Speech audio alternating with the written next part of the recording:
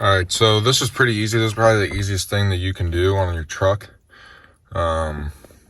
Take these out. You literally just come behind here.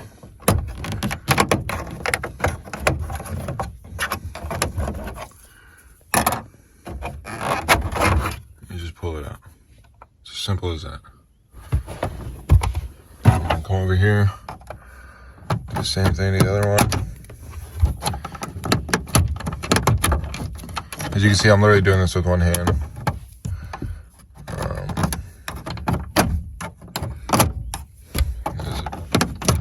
It's a bit trickier to do it one hand, but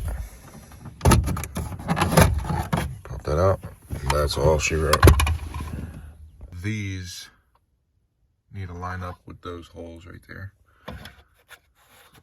Slide it in. Make sure they're lined up.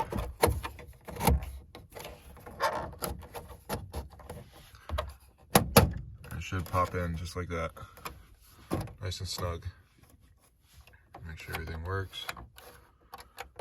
See that in there, closing and opening. Yeah, and then you just want to do the same thing for the other one.